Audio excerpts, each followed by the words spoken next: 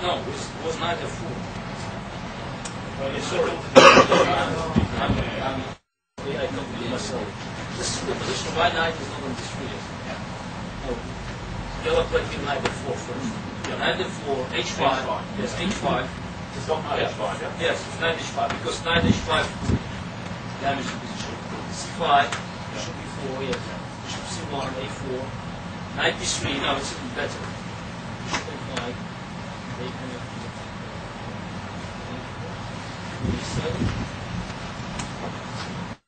Bishop d5. Drop the queen. Yeah. That's the position we reached. That's the position we reached. No, it's after queen b3, it's one. I think it's white has an extra pawn, and if you try to take back yes, then the rook goes on b7. That's but due to discovery,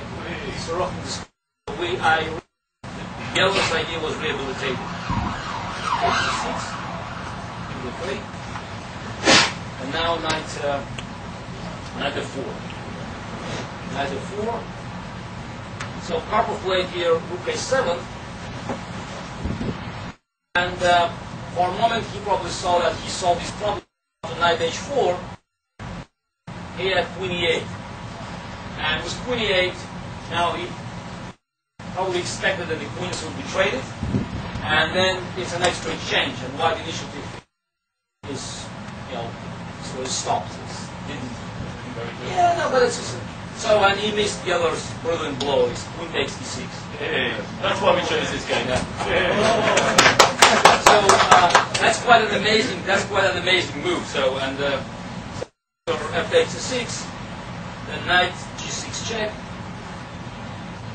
and if king f7, then knight takes the rook, king f8, knight g6 check again, and white has a decisive material advantage. Karpov took here immediately, but then after knight and knight takes h8, white pawns and decisive advantage. So they played for the game lasted, but the other one the minutes ago. So quite easily. So queen e6 is a brilliant move, and it's one of the probably in 70s that was probably the worst defeat. I thought Karpov's was defeat. But when I analyzed this, I saw that I moved here, bishop e8. And I was very proud that I found the defense and I could improve the other's game. And I gave certain lines, because after knight h4 here, that looks very good. It's the same idea now, you see. I found the hidden defense with h6. And if bishop takes h6, then suddenly bishop takes h4, and white bishop is cut. So, and I have these lines here. So it's the, for instance, bishop h4. Yes, g3. Bishop goes back on e7. White could take on g7, take on h5. It has 4 pawns, but pawn on a2 is weak, and the game is complicated. And also, I looked for other options for white. One is natural. If you take on d8, and knight g5. So again, threatening to take on e6. And so black has the only move rook h6, and here I conclude that white should take on e6. Take, knight takes e6, rook e6, queen e6, then knight goes on e7. For instance, we can have this. So take on e6.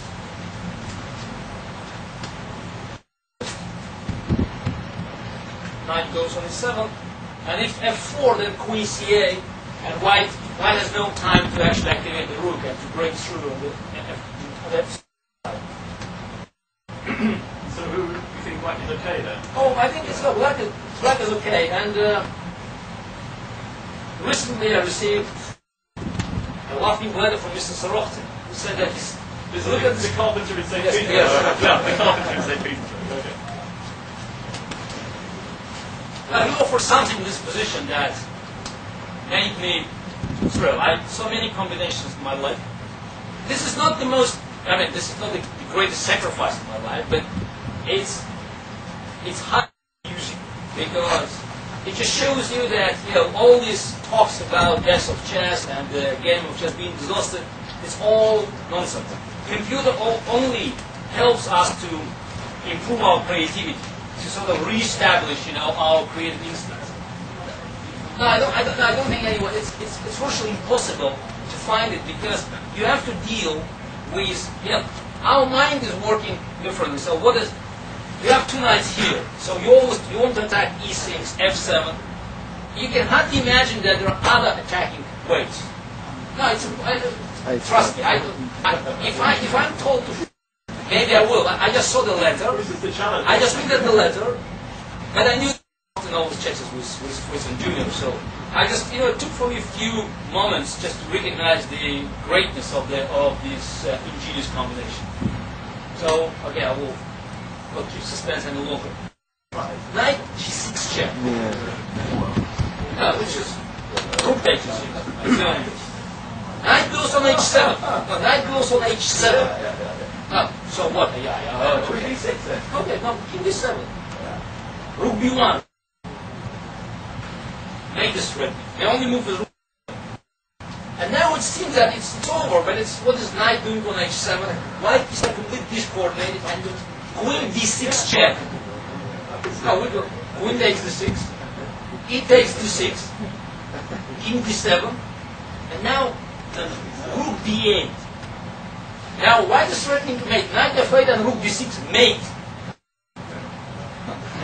So black has got an extra rook, but it's not going to work. This extra rook means absolutely nothing in this position. The king goes on c6, and then we still go knight f8. Rook b7, rook c8, king b5, and now c6. And always, he starts with just to recognize white knight is just making a decisive blow from f8. So we just, if we count that, so you can probably, win some money on making bets, Asking a question, just this position, from which knight, we have two knights, will make a decisive blow from which square. I think you can hardly imagine that will be this knight attacking black from that square. From one way. So, for me, this discovery made by probably the strongest first category player in the world. Probably the strongest carpenter in the world. Yeah.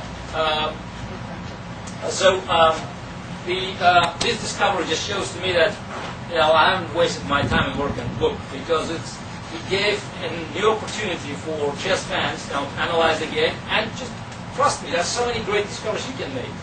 Just spend time if you have passion for analyzing it. Even with me and my team checking it already 3 times, we have 3 filters before it comes back to me. I started, then it goes to one player, another, then it comes back to me. But with all these filters, there's still plenty of room for discovery. That was volume 2. Volume 3 will be more difficult. So we already recognized, the great ideas that can be discovered. So just always remember, 6 check. Thank you very much.